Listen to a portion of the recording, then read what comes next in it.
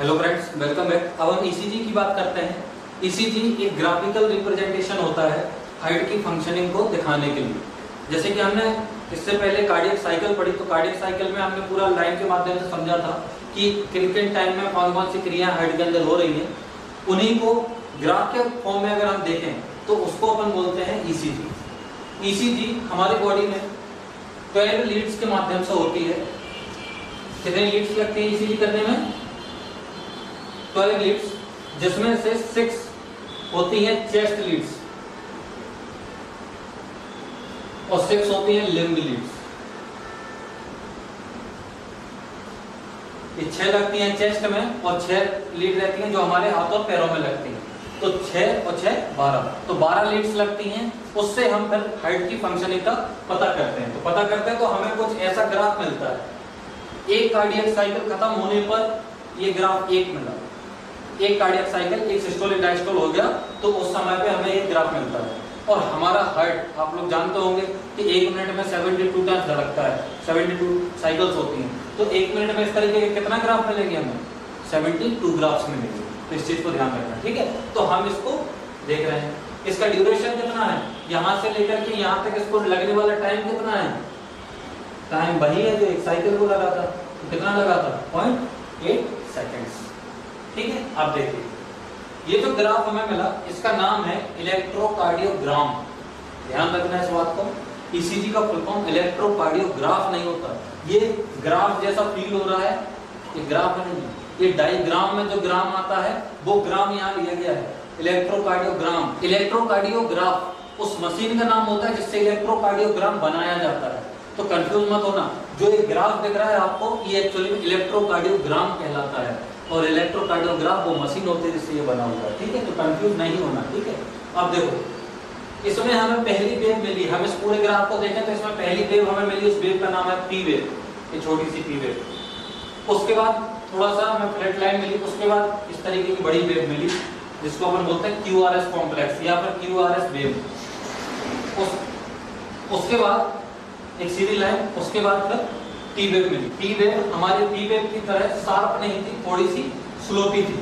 ठीक है, अब देखिए इनका मतलब क्या है, ये एक्चुअली में हुआ क्या। देखो ये जो लीड्स हमने लगाई हैं 12 जो लीड्स लगाई हैं हमने, उनसे हम ये देख रहे हैं कि हमारे जो ब्लड है उसमें डिस्टर्बेंस कैसा आ रहा है, ब्लड में वेव्स किस तरीके से आ रही हैं। ठीक है, तो ब्लड के वेव्स की अगर हम बात करें तो उसमें जब एट्रिया का सिस्टोल होगा, जैसे कि ये हार्ट है, इसमें जब इन दोनों का सिस्टोल होगा तो इसमें ब्लड जो आएगा तो उससे ब्लड में वेव बनेगी कि नहीं बनेगी?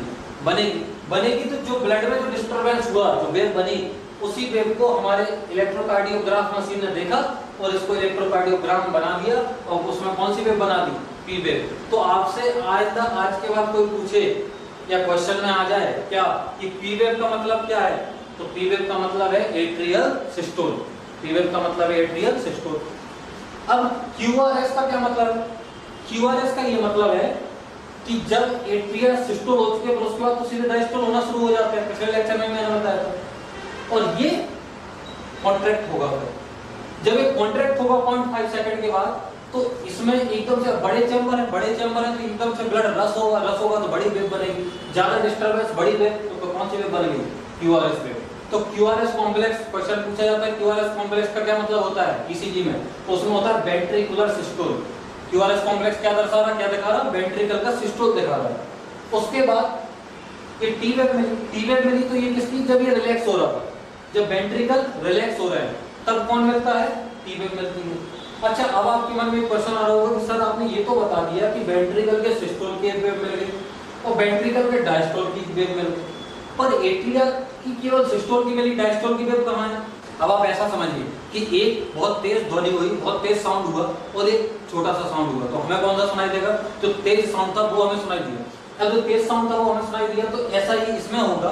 क्या होगा कि जिस समय ये एट्रिया डायस्टोल कर रहे होते हैं उसी समय ये सिस्टोल होंगे। तो इसका तेज साउंड होगा या इसका तेज साउंड होगा? मतलब ब्लड में डिस्टर्बेंस इसके कारण ज्यादा होगा या इसके कारण ज्यादा होगा? इसके कारण। तो इसका जो डायस्टोल था, जो एट्रिया का डायस्टोल था, वो किस में छुप गया? वेंट्रिकल के सिस्टोल में छुप गया। तो एक बड़ी वेव बन गई। अब इसमें बीच में कहीं गायब हो गया कौन?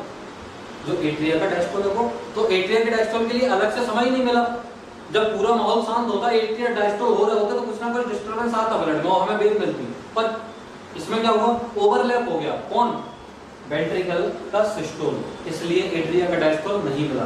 तो याद रखना 3 प्रकार की वेव्स मिलती हैं, पी, क्यूआरएस एक ही वेव का नाम है और टी एक वेव का नाम है। 3 वेव्स मिली। पी का मतलब क्या है, एट्रियल सिस्टोल, क्यूआरएस का मतलब क्या है, वेंट्रिकुलर सिस्टोल, और टी का मतलब क्या है, वेंट्रिकुलर डायस्टोल। तो ये हमारा ईसीजी है। यहाँ से अब आपका काम शुरू होता है। हमारा टीचर्स का जो काम रहता है वो ये रहता है कि आप तक हम सारे कंसेप्ट भेजें और जितनी भी चीजें हैं वो सभी हम आपको एक्सप्लेन करें। इसके बाद आप सभी लोगों को रेगुलर रूप से रिवीजन भी करना है और साथ में क्वेश्चंस भी लगाने हैं। आप जितने ज्यादा क्वेश्चंस लगाओगे, अब बात मानिए मेरी, आपका ज्ञान बहुत ज्यादा रिफाइंड हो जाएगा और आपका पास परमानेंट हो जाएगा, आप उस चीज को कभी नहीं भूलोगे। ठीक है, एक तो ये, और दूसरा एक इम्पोर्टेंट काम ये है कि हमारे चैनल को आप ज्यादा से ज्यादा लोगों के पास पहुंचाइए, इसको शेयर करिए, हम चैनल को सब्सक्राइब करिए, हमारे जो वीडियोस होते हैं उनको लाइक करिए। हम एक ऐसे प्लेटफॉर्म पर काम कर रहे हैं जिसमें हम हर प्रकार के कोर्स को यूट्यूब के माध्यम से इस पर अपलोड करेंगे और आप सभी लोगों तक पहुंचाएंगे। आप किसी भी प्रकार की तैयारी कर रहे हो, आप तक पूरा का पूरा सिलेबस होना चाहिए। तो हमारी एक मुहिम है कि आप तक फ्री एजुकेशन पहुंचे। जितने भी और इंस्टीट्यूशंस के नाम आपने सुने होंगे, इंडिया में वो लाखों की फीस लेते हैं और तब भी तैयारी ठीक से नहीं करवा पाते। ये आपके पास एक मोबाइल है, एक इंटरनेट कनेक्शन है, तो आप उसका उपयोग करिए और ज़्यादा से ज़्यादा पढ़ाई करिए। Best of luck for your future.